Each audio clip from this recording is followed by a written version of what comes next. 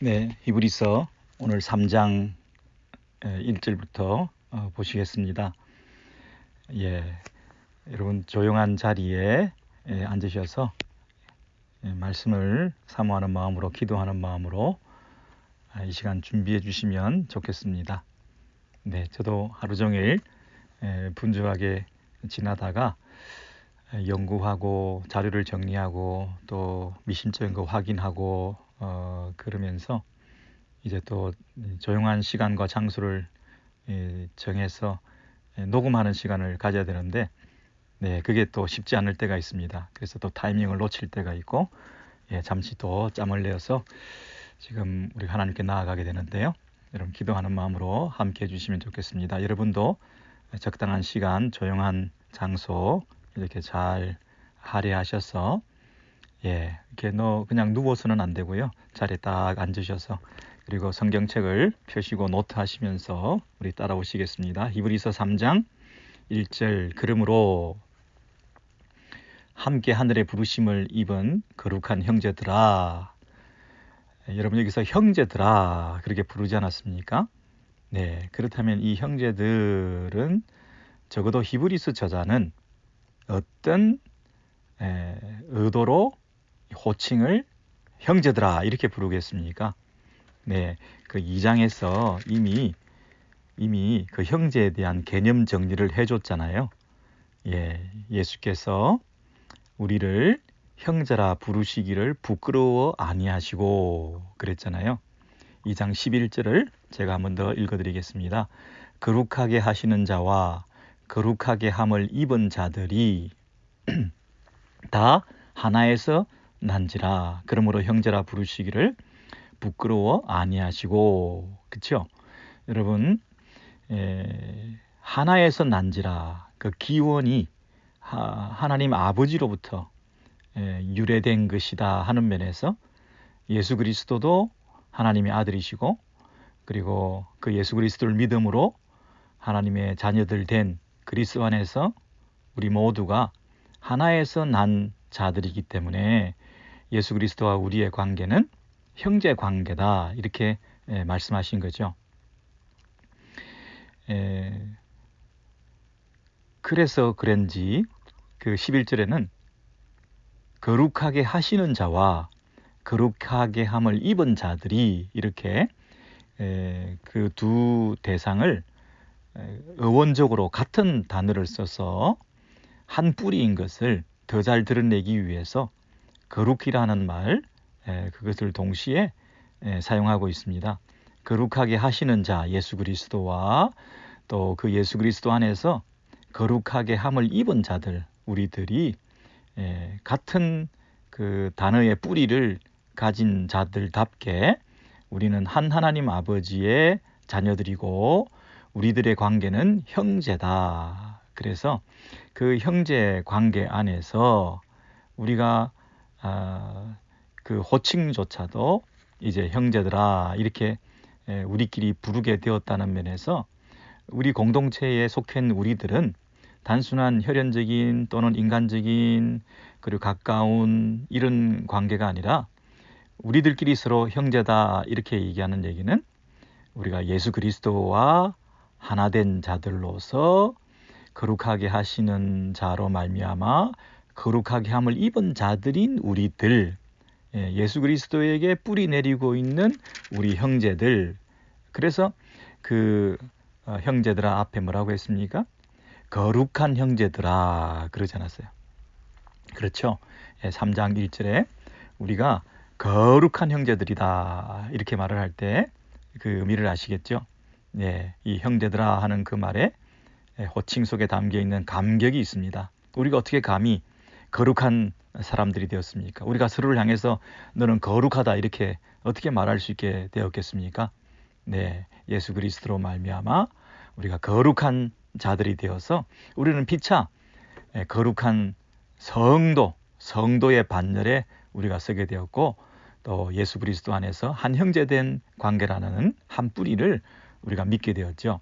그러니까 우리가 늘 생각해야 될 것은 뭡니까? 우리 형제들은, 우리 성도들은, 교회 안에 있는 우리 지체들은 우리의 뿌리, 우리의 믿는 도리의 사도시며 대제사장이신 예수를 깊이 생각하라. 이 예수를 우리는 늘 생각하지 않을 수가 없는 거예요. 우리가 어떻게 거룩한 한 형제로서 교회 안에 이렇게 모여있게 되겠습니까? 우리가 예수를 잊어버리고는 예수를 근거하지 않고는 예수와 상관없이 우리가 어떻게 거룩한 관계이며 또 형제들 관계가 될 수 있겠습니까? 그러니까 거룩하게 하시는 자이신 예수 그리스도를 통해서 거룩하게 함을 입은 우리들이 예수 그리스도 안에서 한 형제들 되어 가지고 이렇게 우리가 교제하고 교회 공동체를 이루고 있는 것이죠. 너무 놀랍죠? 그래서 우리는 뭘 해야 된다고요? 항상 예수를 깊이 생각해야 됩니다. 네, 여러분 깊이 생각한다는 말은 묵상한다, 명상한다 이런 뜻만을 얘기하고 있는 게 아니고요. 깊이 생각한다 이 얘기는 성경 공부를 열심히 해서 그분에 대한 지식을 축적한다 이런 뜻이 아니고요. 생각한다는 얘기는 사랑한다는 거 아닙니까? 늘 그분을 생각한다, 깊이 사랑한다. 네, 그리고 사랑하고 깊이 생각하는 관계를 통해서 그분을 닮아간다. 예, 그리고 닮아간다. 그리고 그분이 하신 놀라운 일을 높이고 찬양한다. 예, 그리고 그분을 닮아간다, 그분을 사랑한다, 그분을 높인다, 그분만을 예배한다. 이런 게 다 포함되는 것이 그분에 대해서 깊이 생각하는 거죠. 예, 그냥 머리로만 생각만 하고 그분에 대한 지식만 있는데 그분을 닮아가지도 않고 사랑하지도 않고 예배하지도 않는다면 무슨 소용이 있겠습니까? 그런데 이 예수는 우리의 사도시며 대제사장이신 예수라 하는 사실에 대해서 잊지 말아야 된다는 얘기입니다. 사도라는 얘기는 우리에게 보냄 바 된 자라는 거죠. 사도는 뭡니까? 샌딩 하셨다. 보냄 받은 자다. 사도는 보내어진 자다. 하나님께서 우리에게 보내어 주신, 보냄 받으신, 그래서 그 예수, 그리고 그분이 보냄 받아서 이 땅에 오시게 된 것은 하나님과 우리 사이에 뭘 하시기 위해서? 대제사장적 사명을 감당하기 위해서 오신 거죠. 아니, 위에만 계시면, 하늘에만 계시면 거기서 대제사장 노릇을 하실 수가 없는 거죠. 근데 그분이 내려오시고 보냄 받았기 때문에 우리를 위해서 제사장적 사명을 감당해서 하나님께 나아갈 수 있게 된 거지 않습니까? 그러니까 사도와 대제사장이라는 얘기는 불과 분리의 관계고 동전의 양면과 같은 관계다 하는 얘기입니다. 그분이 보냄받아서 우리에게 왔기 때문에 그분이 우리의 대제사장이 되어주시는 것이죠. 그분이 대제사장이 되어주시기 위해서는 그분이 하나님의 보냄받아 이 땅에 오셔야만 하셨겠죠. 사도가 되셔야만 되셨겠죠.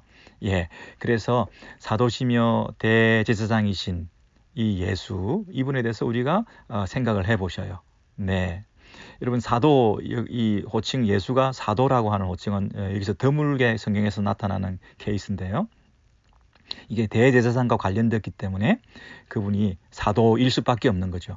보냄받은 자라야 우리에게서 대제사장으로서 하나님께 갈 수 있는 분이기 때문에, 예, 그런 면에서 이제 3장부터 본격적으로 시작되는 것은 보냄받은 자가 이제 무슨 역할을 한다? 대제사장의 역할을 한다 하는 것을 히브리서 저자는 이제 3장부터 설명해 나가기를 원하는 거예요. 예수가 다른 면에서도 많이 설명되어질 수 있겠지만 히브리서에서는 특별히 예수의 대제사장적 사명과 사역에 대해서 주로 얘기를 하거든요. 그래서 1장, 2장은 서론과 같은 것인데 여러분 이제 크게 한번 보시죠. 1장은 무엇에 관한 것이었습니까? 예수가 하나님이다. 신성을 가지신 하나님이다. 그것을 얘기했습니다. 2장은 뭡니까? 인성을 가지신 예수. 예수가 하나님의 아들이신데 그분은 하나님이시면서도 신성을 가지셨으면서도 사람이시다. 그 얘기를 성육신하시고 낮아지시고 고난당하신 분이시다. 그게 1장, 2장의 내용입니다. 다시요. 정리하십시오. 1장과 2장의 내용은 뭐냐? 천사와 관련해서 1장은 천사라는 천상적인 존재, 하늘에 있는 죄 없는 천상적인 존재인 이 천사와 버금가는 하나님의 아들도 천상적인 존재인데 하나님의 아들과 이 천사는 비교할 수도 없는 게 천사는 피조물이고 우리 하나님의 아들이신 예수는 창조주시고 만물을 지으셨고 만물을 다스리고 계시고 만물을 섭리하시는 이 창조주로서 천상적인 존재이긴 하지만 이 천사보다 탁월하신 신성을 가지신 하나님이신 아들에 대해서 1장에서 얘기를 했다고 한다면 2장은 뭡니까? 희한하게도 천사보다 조금 못하게 되신 분으로 2장에 나오잖아요. 아니 천사보다 탁월하시고 천사보다 우월하셨던 신성을 가지신 그 예수께서 왜 천사보다 조금 못하게 되셨나요? 네, 이 땅에 사람으로 오시고 그리고 이 땅에 죄인들과 같이 되시고 그리고 고난을 당하시고 심지어 죽기까지 하시며 잠시 죽음을 맛보시고 그렇죠? 그래서 그분이 그 성육신과 죽음, 고난 이것은 천사보다 더 조금 못하게 되신 잠시 그죠? 잠시 동안 천사보다 조금 못하게 되신 거잖아요. 이것은 뭘 말한다고요? 예수의 인성, 예수의 사람으로 오심 이걸 말하잖아요. 그러면 이분이 왜 한 번은 천사보다 탁월하신 분이셨다가 신성을 가지신 분이셨다가 왜 한 번은 천사보다 못한 사람으로 오셔서 죽기까지 하시는 이런 인성의 인성의 존재로 오셔서 인간이 당하는 모든 수치와 조롱과 멸시를 당하시고 온갖 시험과 유혹을 친히 담당하시고 그 왜 인간으로 이 땅에 오셔서 이런 천사보다 못한 꼴이 되셨나요? 네, 그 1장, 2장을 통해서 하나님이시면서도 사람이시다. 사람이면서도 하나님이시다. 이 예수야말로 우리의 대제사장으로서의 충분한 자격이 있다는 얘기를 하시기 위해서 이제 3장부터 그 얘기를 끌고 나가는 것입니다. 이해되셨죠?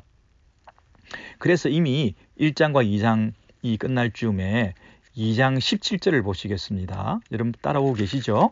네, 2장 17절, 2장 18절, 1장, 2장이 마무리되면서 이제 이 저자가 자기의 논리를 어디로 끌고 갈 것인가? 신성이면서도 인성, 천사보다 탁월하시면서도 천사보다 못하게 되신 이 양쪽 극단을 왔다 갔다 하시면서 이분이야말로 참으로 우리에게 좋은 대제사장으로서의 사명을 감당할 수 있는 자격과 조건을 갖췄다. 그 얘기를 하시고 싶은 거죠. 그래서 17절에 보시면 2장 그러므로 저가 범사의 형제들과 같이 되심이 마땅하도다.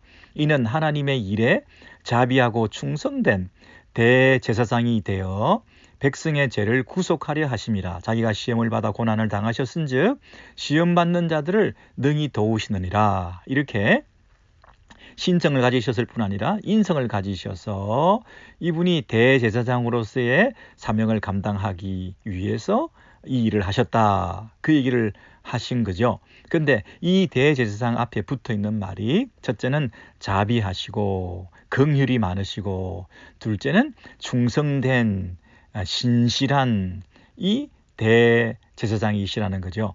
그래서 이 자비하고 충성된 대제사장의 밑줄을 치시고 이제 3장부터는 이 자비하고 충성된 대제사장이 어떤 분이신지에 대해서 대제사장의 자비하심이 대제사장의 충성됨이 어떠한가를 이제 더 디테일하게 설명하시기 위해서 이 3장부터 그 얘기를 하는 거예요.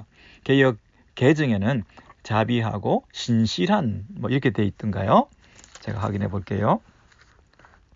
3장 2장 17절인데요. 이는 하나님의 일에 자비하고 신실한 대제사장이 되어 백성의 죄를 속량하려 하심이라 이렇게 돼 있죠. 예, merciful and faithful 그랬습니다. 자비로우시고 자비가 풍성하시고 그리고 신실하고 충성되고 성실하시고 이 대제사장이라는 얘기가 나와 있습니다. 자, 그러면 그 충성됨, 성실함, 신실함이라는 것을 먼저 설명하는데 그것이 3장부터입니다. 3장을 보시면 깊이 생각해 보니까 그 성실함이 어떠하냐 하면 3장 2절입니다. 저가 자기를 세우신 이에게 충성하시기를. 자, 이해되시죠? 대제사장의 충성됨, 대제사장의 신실함, 개역개정에는 3장 2절입니다. 제가 그런 자기를 세우신 이에게 신실하기를 그랬잖아요. 그래서 그 신실함, 대제사장의 신실함에 대해서 3장 이제 2절부터 6절까지네요. 6절까지. 거기 보면 충성이라는 말, 신실이라는 말이 5절에도 나오고 그리고 6절에도 나오고, 그렇죠?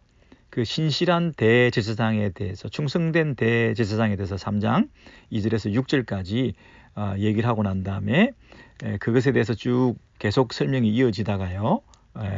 그리고 4장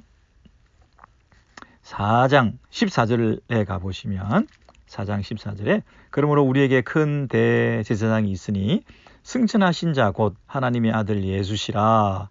우리가 믿는 도리를 굳게 잡을지어다. 우리에게 있는 대제사장은 우리 연약함을 체휼하지 아니하는 자가 아니요 모든 일에 우리와 한결같이 시험을 받은 자로 대죄는 없으시니라. 그러므로 우리가 긍휼하심을 받고 그게 뭡니까? 그분의 자비죠. 자비. 네. 4장 여러분 찾으셨죠? 제가 개역 개정으로 보면요. 네. 우리에게 큰 대제사장이 계시니 성천하신 이 곧 하나님의 아들 예수라. 우리가 믿는 도리를 굳게 잡을지어다. 우리에게 있는 대제사장은 우리의 연약함을 동정하지 못하시리가 아니요.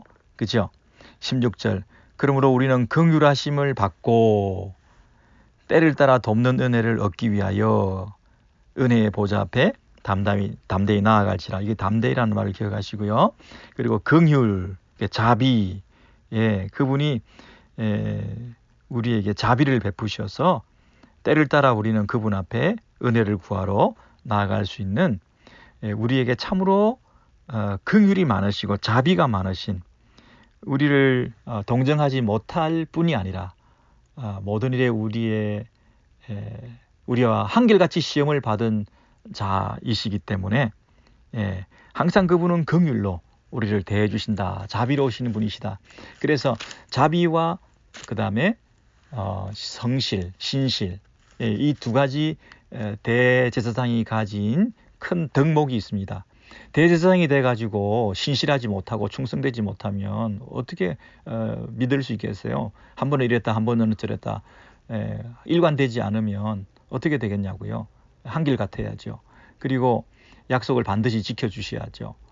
그리고 긍휼한 마음이 많고 자비한 마음이 많아야 우리를 속속들이 구원해주고 위로해주시고 동정해주시고 우리의 도움이 되어주시고 때를 따라 돕는 은혜를 얻기 위해서 나아갈 때마다 우리를 긍휼히 주시고 자비가 있으셔야 우리의 좋은 대제사장이 될 거 아니겠습니까?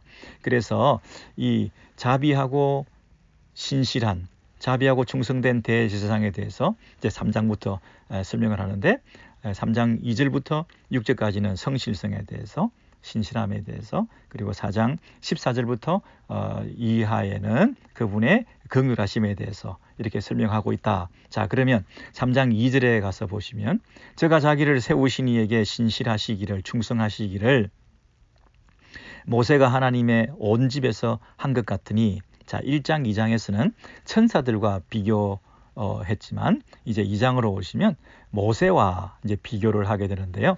이 천사도 천상적 존재로 타의 추종을 불허할 만큼 영광스러운 존재였지 않습니까?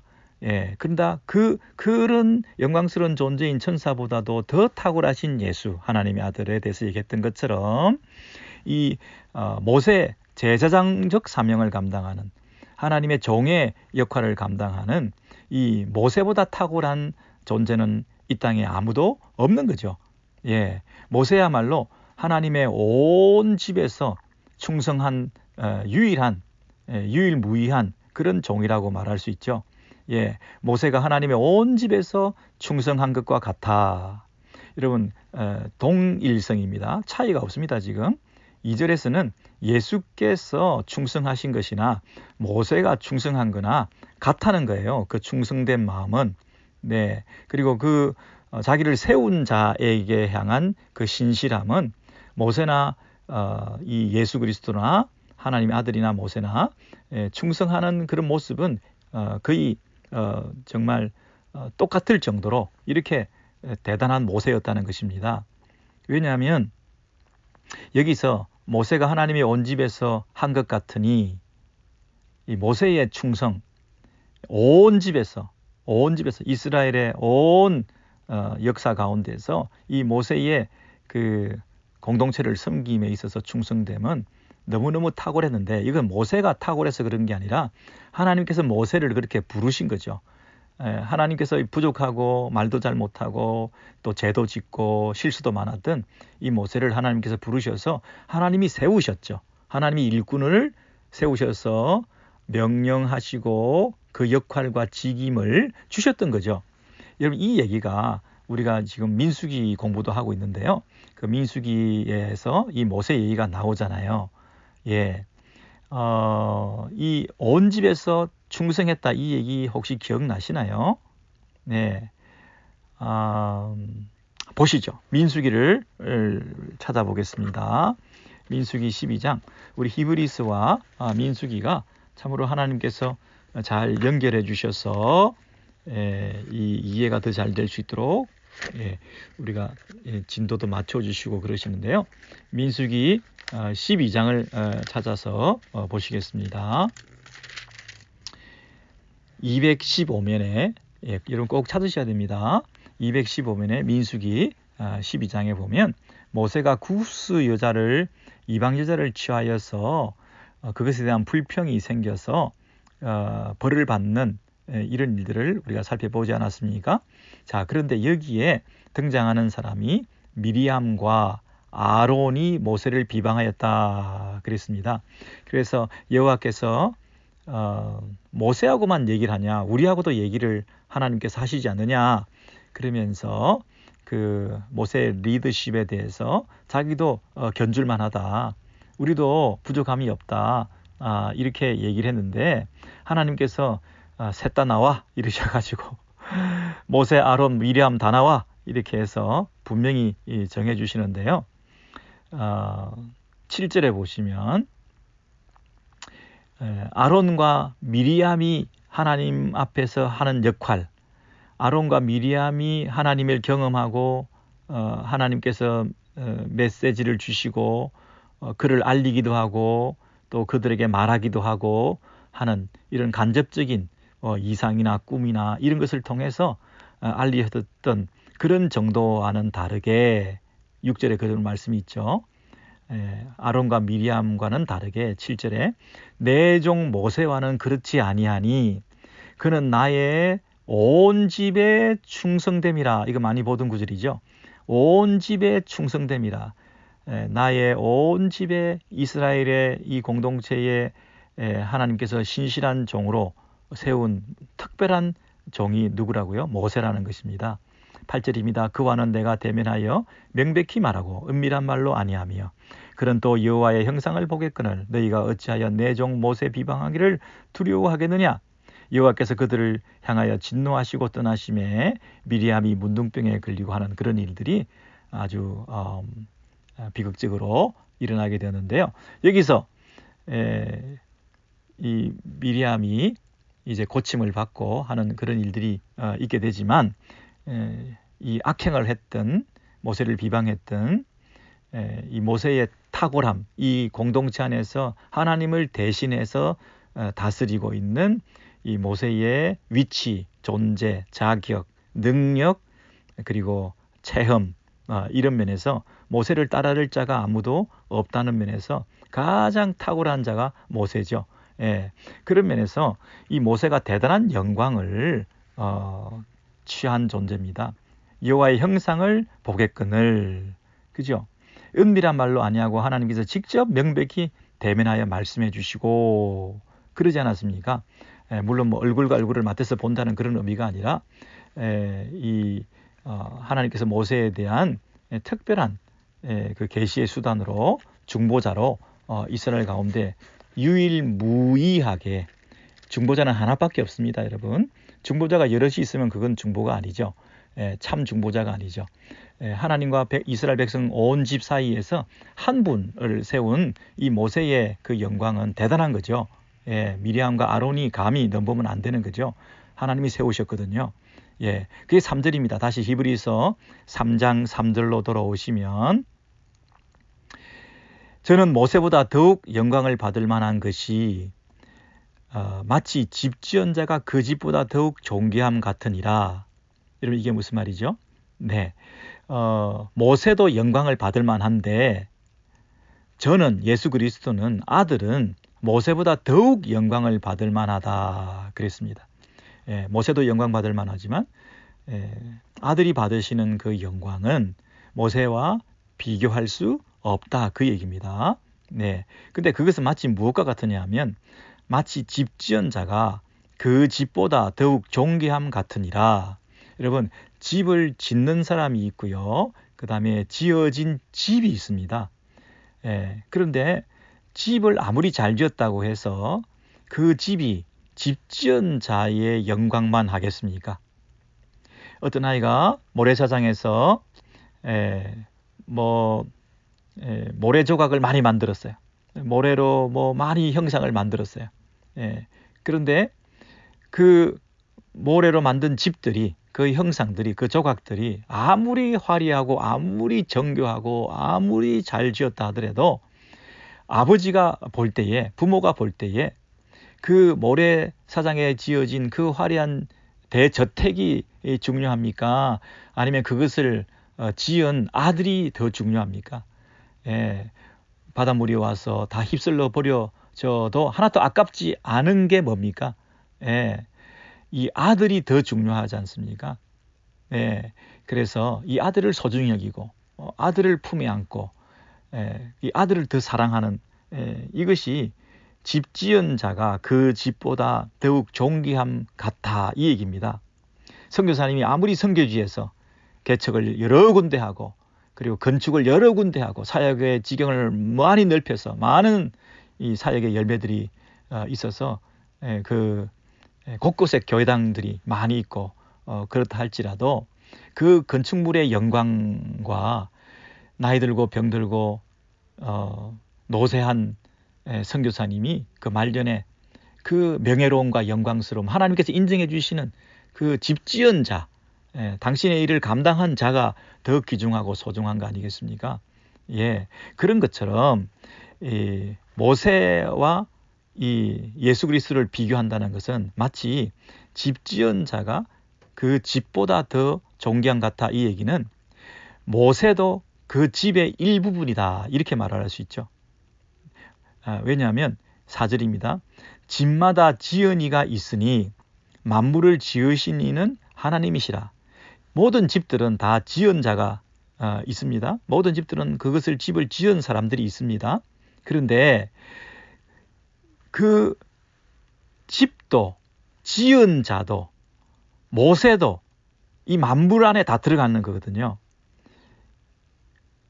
집을 지은 자가 영광스러움이 있다 할지라도 만물을 지으신 분의 영광스러움보다 더 하겠느냐, 그렇게 말할 수 있는 거죠.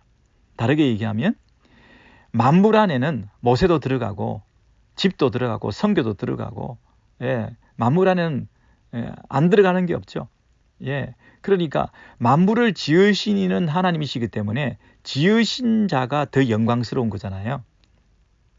만물보다 더 영광스러운 것은 하나님이시잖아요. 만물이 아무리 광대하고 크고 화려하고 아름답다고 그래서 그 만물의 그 자체의 영광보다는 그 온 만물을 지으신 하나님이 더 영광 받으실 분이시잖아요. 그런 면에서 하나님의 아들이신 예수 그리스도께서 만물을 만드신 분이시고, 만물을 다스리시고, 만물을 지탱하고 유지하시는 이 하나님의 아들이신 그분이 더 모세보다 영광을 받으실 분이다 하는 거죠. 그분은 만물의 창조자시니까. 자, 그런 면에서 모세가 아무리 큰 일을 하고 충성된 일을 하고 하나님 앞에서 신실하게 살았다 하더라도 네, 하나님의 아들이신 예수 그리스도의 영광과는 비교할 수 없다는 얘기를 지금 하는 것입니다. 5절에서 더 추가적으로 말하기를 모세는 장래에 말할 것을 증거하기 위하여 3장의 개역 개정을 보시면 모세는 장래에 말할 것을 증언하기 위하여 하나님의 온 집에서 종으로 신실하였고 여기 보세요. 하나님의 온 집에서 충성하였다. 아까 민수기에서 보셨죠. 하나님의 온 집에서 충성했다. 그 미리암이나 아론과는 비교할 수 없을 정도로 충성된 탁월한 독보적인 그런 중보자로서 사명을 이스라엘 백성들을 위해서 제사장적 사명을 하나님과 백성들 사이에서 수고했다는 겁니다. 근데 그 수고는 사환으로 충성하였다 그랬습니다. 종으로서 일꾼으로서 그 일들을 신실하게 감당했다는 것입니다. 아무리 모세가 유일무이한 그런 존재를 하더라도 일꾼으로서 그 집에서 일을 했는데 이것은 온 집 할 때 in all God's house 그죠? 그분의 집에서 그랬는데 그 예수님은요 하나님의 아들이신 그분은요 4절입니다. 그리스도는 그의 집 맡은 아들로서 충성하였다 그랬습니다. 아들로서 as a son, as a son, as a servant가 아니고 아들로서 아까는 in God's house였는데 이 영어를 보시면 over God's house 하나님의 집 위에서 아들로서 신실했다. 그러니까 이 종은 모세는 종으로서 집 안에서 충성된 일꾼으로서 일을 했지만 이분은 그리스도는 아들로서 하나님의 그 집을 다스리고 위에서 그 집을 다스리고 통치하고 하는 그런 면에서 이 질적으로 다른 충성을 하신 것이다. 그분은 아들이셨고 상속자이셨고 그리고 모세는 사환으로 일꾼으로 충성한 것이다. 그랬습니다. 그리고 모세가 한 일은 장래에 말할 것을 증언하기 위하여 모세가 수고하고 애쓴 건 뭐냐면요. 장차 있게 될 일에 대해서 근데 장차 있게 될 그 일이 누구냐면 예수 그리스도거든요. 하나님의 나라거든요. 하나님 나라의 완성, 첫 창조, 왜곡된 첫 창조의 회복, 새로운 창조의 주인공으로 오실 예수. 모세가 한 일이 주로 뭡니까? 성막 만들고 제사 지내고 하는 그 성막 건설하는 일을 위해서 모세가 일평생을 바치지 않았습니까? 출애굽에서 모세가 한 일은 성막의 식양을 어떻게 짓느냐 하는 걸 받아와 가지고 그 설계도대로 성막을 다 완성하고 그 인생을 끝낸 거나 마찬가지거든요. 그 성막이라고 하는 것은 결국 오실 예수 그리스도를 다 가르쳐 주고 있는 거 아니겠습니까? 장래에 말할 것을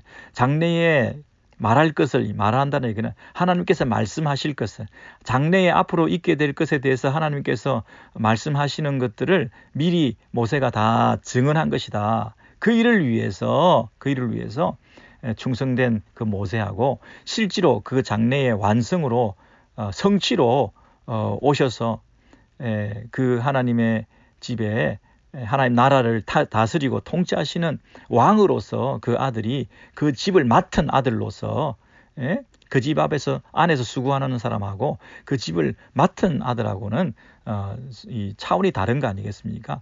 자, 그러니까 그 모세와 비교해서 비교할 수 없는 그리스도의 그 위치. 자, 3장 6절에서 그리스도라는 말이 여기 나왔습니다. 그리스도. 이 그리스도는 여기서 쉽게 나온 그 단어가 아니거든요. 그분이 구원자가 되시고 그분이 메시아가 되신다 하는 얘기인데 그 그리스도가 되시고 메시아가 되신다는 그 그리스도는 누굽니까? 아까 3장 1절에서 예수 그랬잖아요. 예수를 깊이 생각하라 그래 놓고 그 예수가 누구냐 하면 그리스도다. 예수가 그리스도다. 그 얘기를 결론적으로 하고 있습니다. 그죠? 그런데 그 예수와 그리스도를 우리가 어떻게 해야 됩니까?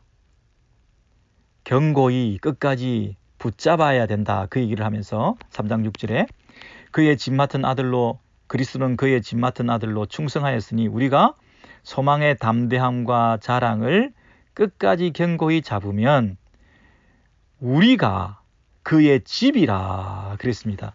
자, 또 난데없이 또 그의 집이라 이런 말이 나오는데요. 그의 집이라, 그의 집 맡은 아들로서 충성했는데 우리가 그 아들에게 끝까지 붙어 있으면 우리가 그의 집이라. 그 말은 뭡니까? 그의 집이라. 이게 이제 우리라는 말은 여기서 복수인데요. 누굽니까?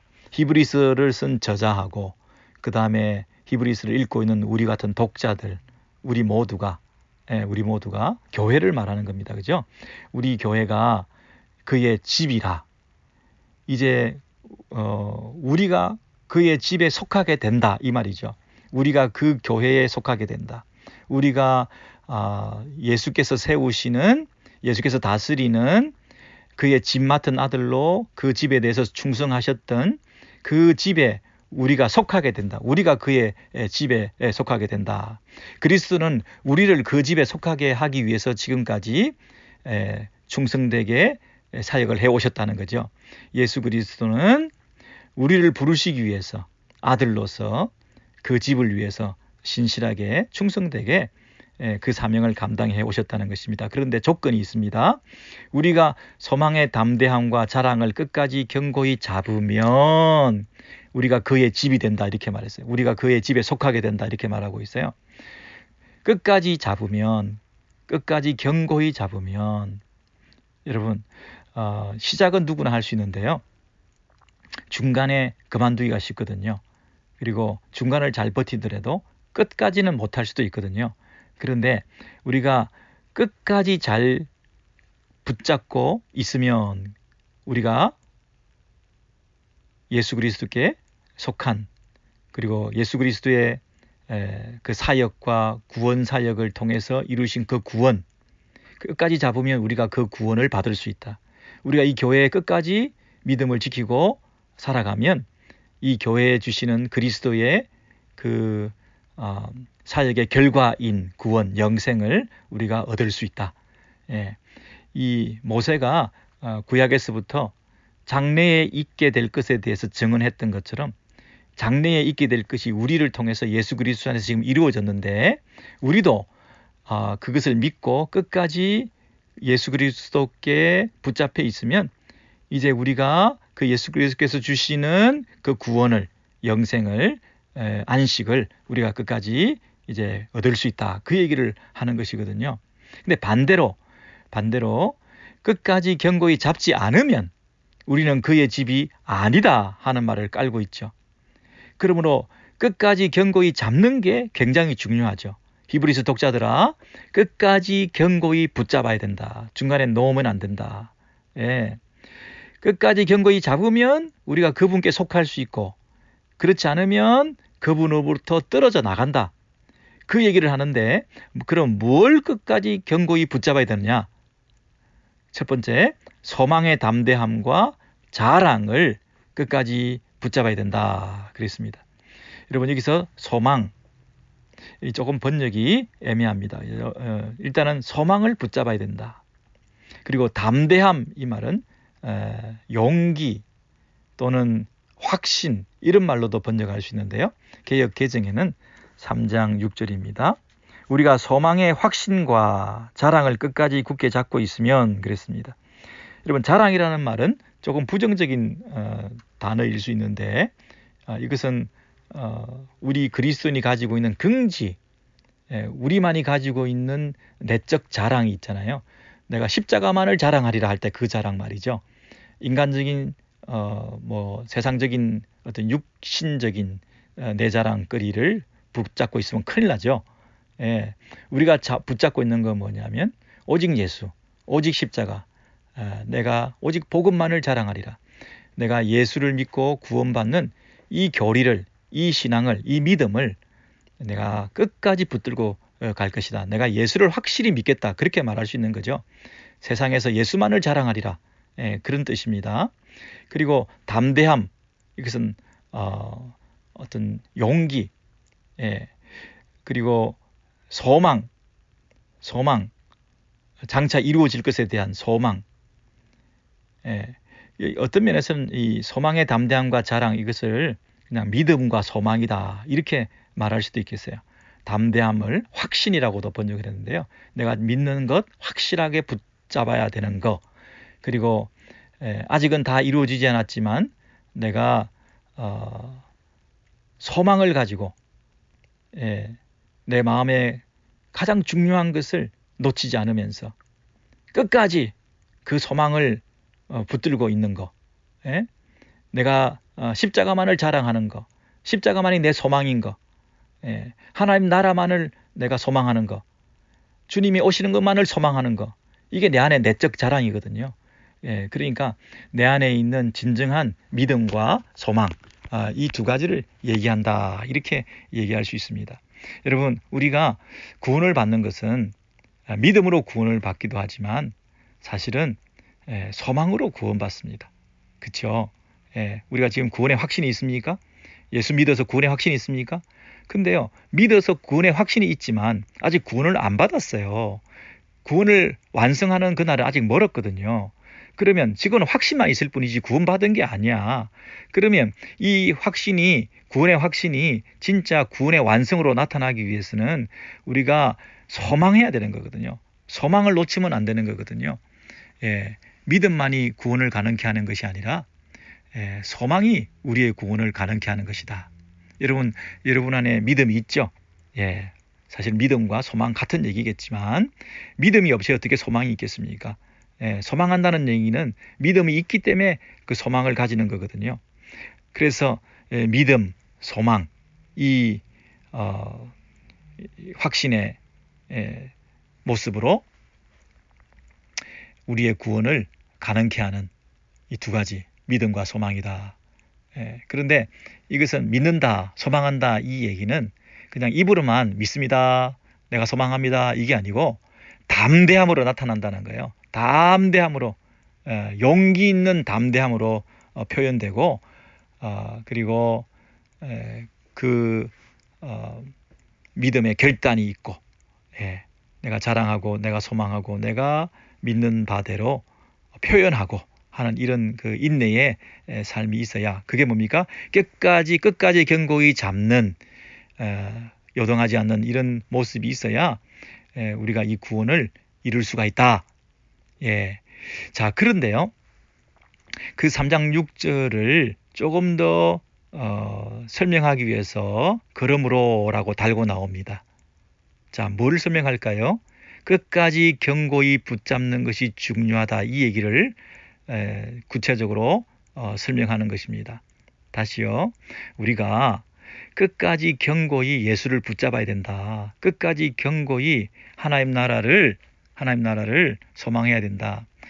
예수께서 이루신 하나님 나라, 예수께서 시작하신 하나님 나라, 예수께서 시작하신 그 하나님 나라의 완성을 우리가 바라보면서 끝까지 그 하나님 나라를 붙들고 소망해야 된다. 믿고 소망해야 된다. 이제 그 얘기를 했지 않습니까?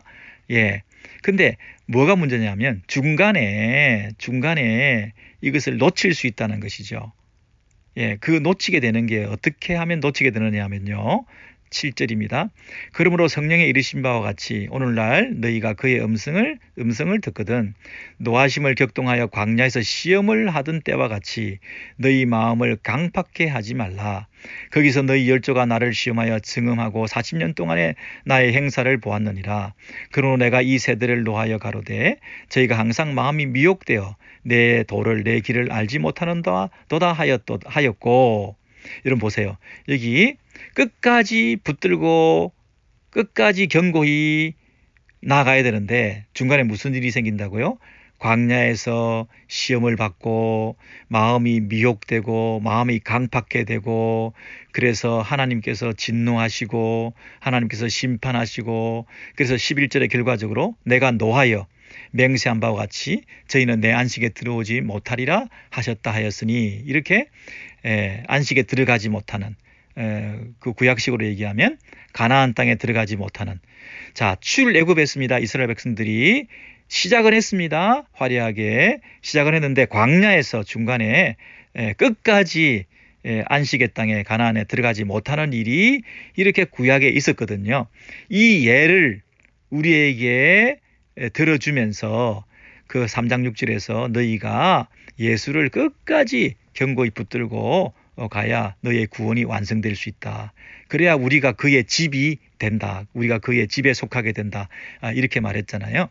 네, 모세가 수구에서 지은 집, 그리고 예수께서 그 모세의 증언대로, 예언한 대로 성취하여 이 땅에 오셔서 우리의 구원을 위해서 그분이 죽으시고 부활 승천하셔서 다시 오실 그때까지 우리를 끝까지 예수를 붙들게 해 놓으셨는데, 우리가 그것을 놓으면 중간에 시험 들고 미혹되면 우리가 그 완성을, 그 안식을 우리가 경험할 수 없게 된다. 이 구약의 예를 들어서 우리에게 지금 알려주는 거죠. 히브리스 독자들아, 그리고 이 히브리스를 읽고 있는 우리 모든 형제들아, 12절에 보십시오. 형제들아 한 번 더 부르고 있죠. 형제들아, 이게 보통 형제가 아니죠. 우리 예수 그리스도 안에서 우리가 한 형제들이 된 우리들이기 때문에 우리는 누구를 붙들어야 돼요? 예수를 붙들어야 돼요. 왜? 예수와 우리가 한 형제 되었기 때문에 우리가 살 길은 예수밖에 없는 거예요. 그래서 우리가 존재하는 근거가 뭡니까? 우리가 형제된 근거가 뭡니까? 예수가 우리를 위해서 형제된 그 관계를 부끄러워하지 않기 때문에 우리가 지금 형제들 돼 있는 우리들인데, 우리가 예수를 부끄러워하면, 예수를 무시하면, 예수를 잊어버리면, 세상에서 예수를 부끄러워해서 예수를 부인하면 어떻게 되겠냐는 거예요. 형제들아, 우리의 형제됨의 그 근거가 예수께 붙어 있는데, 예수께 붙어 있어야 우리가 형제들이지. 여러분, 피 끓는 마음으로 이 저자가 이 독자들에게 말하는 그 의미를 아시겠습니까? 형제들아, 이렇게 말할 때, 그래서 우리는 정신 바짝 차리고, 우리가 하나님에게서 떨어져 나가면 안 된다. 중간에 마음이 미혹당하면 안 된다. 그 얘기를 우리가 절실히 받아들이겠죠. 그래서 12절에 형제들아, 그러면 정신 바짝 차리고 너희가 삼가 혹 너희 중에 누가 믿지 아니하는 악심을 품고 살아계신 하나님에게서 떨어질까 염려할 것이요. 그랬습니다. 우리가 정말 조심하고 염려해야 될 것이 있는데, 우리가 믿음이 떨어져서 악심을 품고 하나님에게서 떨어질까, 그걸 조심해야 된다는 겁니다. 광야길을 가고 있는데 우리가 정신을 차리지 않으면 그 광야에서 들짐승의 먹이가 되고, 또 그 가운데서 너무 힘들고 물이 없고 처자식을 걱정하면서 이게 사는 게 아니다 싶어 애굽으로 돌아가고 싶고, 우리를 출애굽에서 끌고 가시는 우리 앞에 서 계시는 우리의 참된 인도자이신 예수 그리스도의 그 중보사역을 부인하고 잊어버리고, 이스라엘 백성들이 광야에서 모세를 원망했던 것처럼 우리가 이런 악한 마음이 강팍게 되는 일이 있을까 정말 두렵지 않습니까?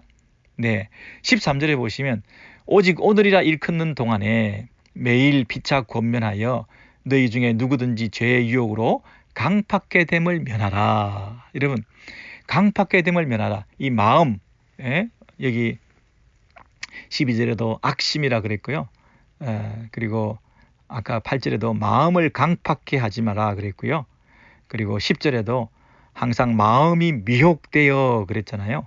결국 우리가 마음을 놓치면, 이 정신줄을 놓으면, 하나님 앞에서 이 마음이 흔들리면 우리가 상황이 어렵기 때문에, 광야기 때문에, 세상에 살기 때문에, 그리고 어려운 일들이 있기 때문에, 뿐만 아니라 유혹받는 일이 많고 세상은 너무 화려하기 때문에 우리 마음이 흔들릴 수가 있다는 거예요. 그래서 우리는 항상 fix, 예수께 시선을 고정시키고 우리가 가야 될 바, 우리의 안식을 향하여, 가나안 땅을 향하여 우리는 하나님의 나라를 생각하면서 흔들림 없이 그 길을 견고히 끝까지 가야 된다는 것입니다. 이걸 잠시라도 놓치면 안 된다는 것을 이 히브리서 저자는 이렇게 말하고 있습니다. 오직 오늘이라 일컫는 동안에, 그 다음에 뭐라고요? 매일 그랬습니다. 여러분, 오늘이라는 현재성 미루시면 안 됩니다. 내일 해야지 그러면 오늘 자꾸 떠내려가다가 결국은 저 멀리 떠내려가게 됩니다. 오늘 결단하지 않으면 안 됩니다, 여러분. 오늘 결단하셔야 됩니다. 오늘 다시 회복하셔야 됩니다. 더 미루시면 안 됩니다. 자꾸 뒤에 해야지 해가지고는 어느 날 저 멀리 밀려와가지고 여러분이 이 비극의 당사자들이 될 수가 있습니다. 이 이스라엘 백성들이 광야에서 어떻게 되었습니까?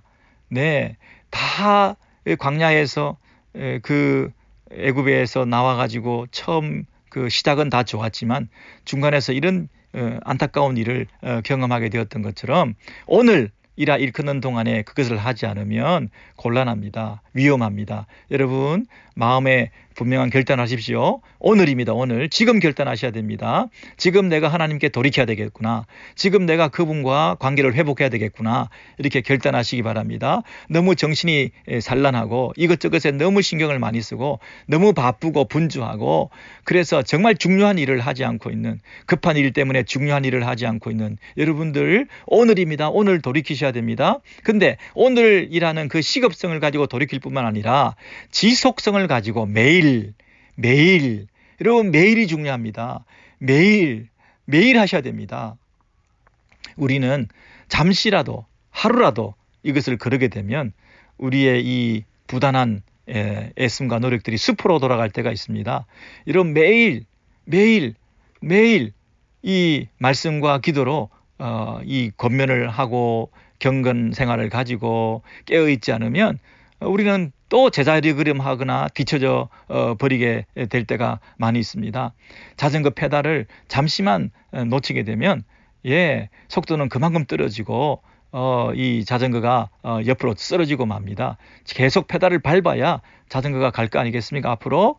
여러분 오늘 그리고 매일 이것을 꼭 기억하시기 바랍니다. 그리고 또 한 가지는 12절에 보시면 너희가 삼가 너희 중에 누가 믿지 아니하는 악심을 품고 살아계신 하나님에게서 떨어질까 염려할 것이요. 이때는 너희 중에 누가라는 그 개체성, 개인, 그 개인이 믿지 아니하는 이런 악심을 품게 되는지에 대해서 경계해야 된다. 이런 악한 마음을 가지지 말아야 된다. 이렇게 되어 있는데요. 13절에서는 뭐라고 얘기하냐면 피차 권면하여 너희 중에 누구든지 죄의 유혹으로 강박하게 됨을 면하라 그랬잖아요. 피차 권면, 이건 공동체성이죠. 개체성과 공동체성을 동시에 말하고 있습니다. 각자가 너희 중에 누가 그 이런 일을 하는지에 대해서 각자가 조심하고 살피고 해야 되지만 그 각자가 그렇게 하지 않기 위해서는 피차가 권면해서 너희 중에 누구도 그런 일에 빠지지 않도록 이 공동체가 함께 이 일을 해야 된다고 말하고 있습니다. 피차 권면하여. 여러분 이 공동체의 중요성을 우리가 다시 한번 인식하게 됩니다. 히브리서 저자는 우리 히브리서 독자들에게 그리고 저와 여러분에게 뭐라고 얘기를 하시느냐 하면 혼자서는 안 된다 이렇게 말씀하시는 거예요. 우리가 자칫 잘못하면 배교할 수 있고 떨어져 나갈 수가 있고 신앙에서 정말 에너미가 되어서 정말 대적자로 살아갈 수가 있게 되는데 배도하고 그 아까 길에서 내 길을 알지 못하는도다 그랬잖아요. 그리고 40년 동안 이게 지속적으로 돌아올까 하지 않고 계속해서 더 악화되어가는 이런 일들이 마음이 강팍해 되는 이런 일들이 있게 되어서 이 배교할 수 있게 되는 큰 어려움이 있는데요. 이것은 개인의 경성함을 통해서만 이게 피할 수 있는 게 아니고요. 배교의 위험을 피하는 것은 개인의 경성함을 통해서만 가능한 게 아니고요. 공동체적 피차 권면과 격려를 통해서 우리가 배교하지 않을 수 있고 믿음에서 떠나지 않을 수가 있고 회복할 수 있는 그런 가능성이 있다는 것입니다. 자, 아까 그 시편, 아까 그 오늘이라 하는 이 얘기는 시편 95편에서 인용한 것입니다. 자, 그런데 그 시편을 인용할 때에 3장 7절을 보시면 그러므로 성령이 이르신 바와 같이 오늘날 너희가 그의 음성을 듣거든. 시편 95편을 나중에 꼭 찾아보시기 바랍니다. 거기서 성령이 이르신 바와 같이, 여러분 히브리서를 쓴 저자는 시편 95편이 누구의 저작물인가에 대해서 알까요, 모를까요? 알죠. 다윗이 쓴 것을 압니다. 다윗이 이르신 바와 같이 이르지 않고 성령이 이르신 바와 같이, 이르신 바가 현재형입니다. 성령이 지금도 우리에게 말씀하시는 것처럼 이렇게 얘기를 하는 거죠.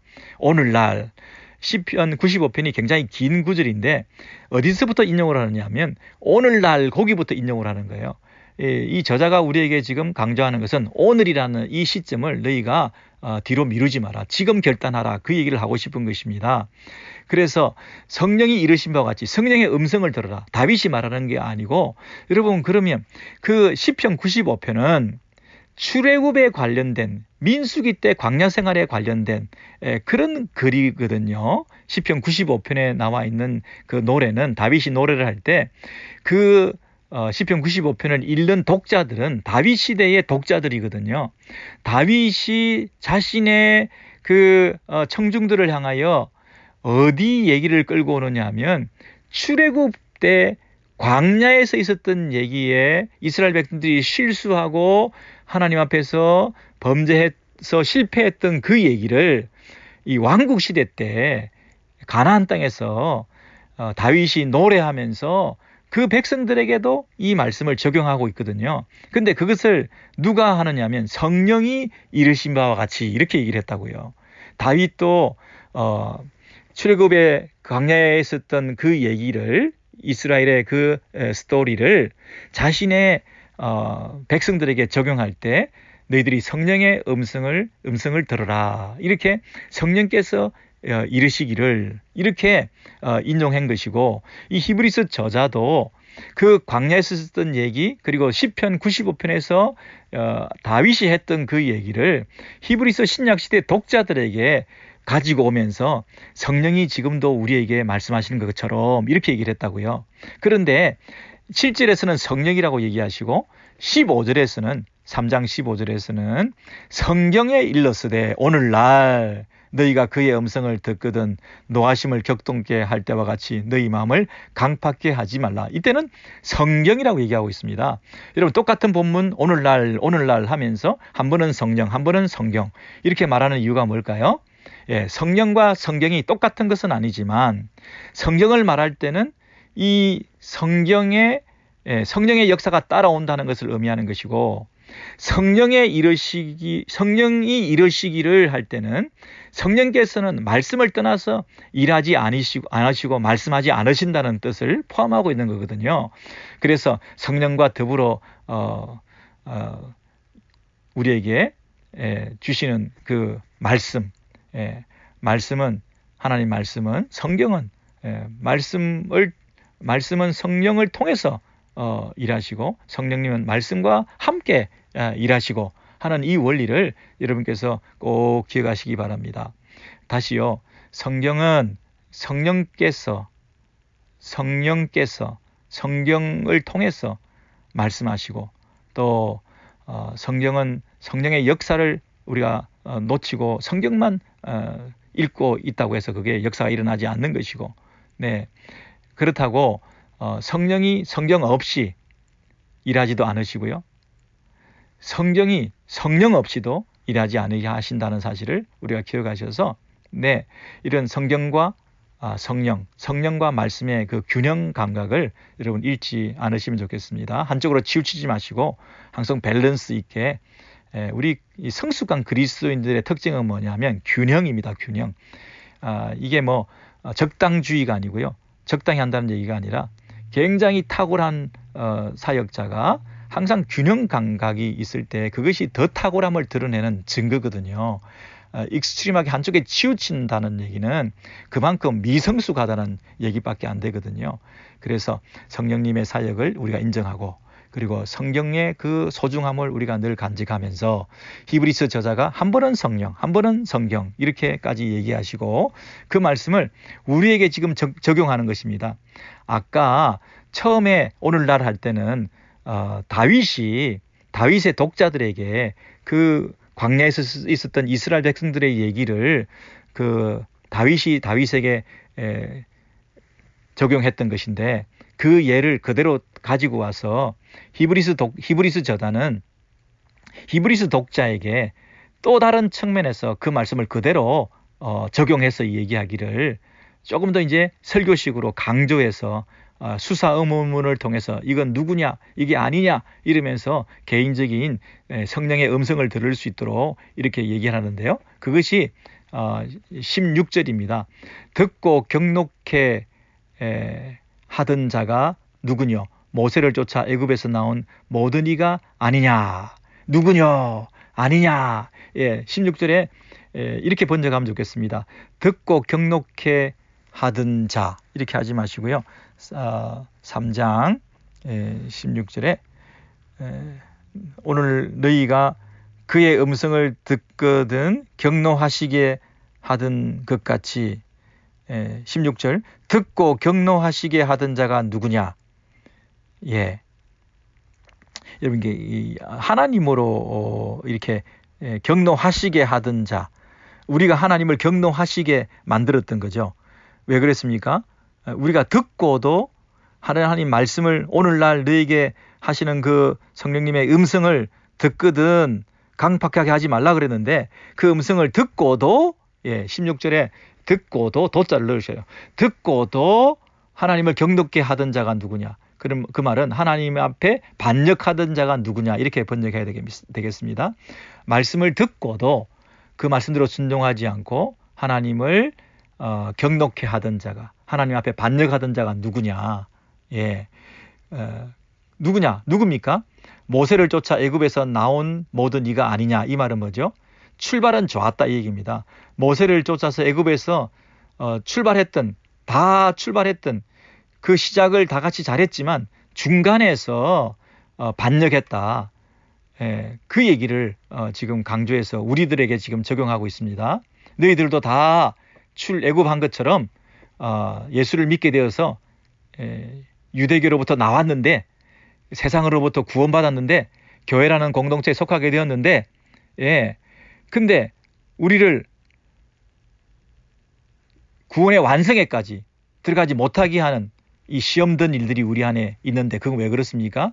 음성을 듣고 그 음성대로 순종하지 않기 때문이다. 오히려 마음이 강팍하게 되어서 미혹당해가지고 지금 출발은 잘했지만 중간에 돌아가려고 하고 있는 시험 들어있는 바로 그 사람들 아니냐. 그 사람들과 똑같은 일을 우리가 경험할 수 있다.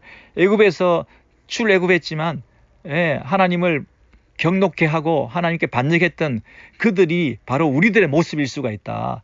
이렇게 지금 비유하고 책망하고 있는 것이죠. 17절에도 또 하나님이 40년 동안에 누구에게 놓아셨느뇨? 범죄하여 그 시체가 광야에 엎드러진 자에게가 아니냐? 18절에 또 하나님이 누구에게 맹세하사 그의 안식에 들어오지 못하리라 하셨느뇨? 누구에게 그게 누구냐? 바로 너희들 아니냐? 이렇게 설교하고 있는 것입니다. 안식에 들어오지 못하리라 하셨느뇨? 곧 순종치 아니하던 자에게가 아니냐? 여러분 불순종한 자들, 그 다음에 범죄해서 하나님 앞에 죄를 지었던 사람들, 그리고 하나님을 노하게 하고 반역했던 자들, 이 세 부류를 적용하면서 한마디로 지금 말을 뭐라고 하냐면 19절입니다. 이로보건대 저희가 믿지 아니함으로 능히 들어가지 못한 것이라 그랬습니다. 이로보건대 우리가 뭘 보고 있느냐 하면 이로보건대가 뭐라고요? We see that 우리가 이것을 보게 되었다. 뭘 봤다고요? 역사의 교훈을 보게 되었다. 결국 믿지 아니함으로 들어가지 못하는 것이다. 믿지 아니함으로 능히 들어갈 수가 없었다. 그럼 능히 들어가기 위해서는 믿어야 한다.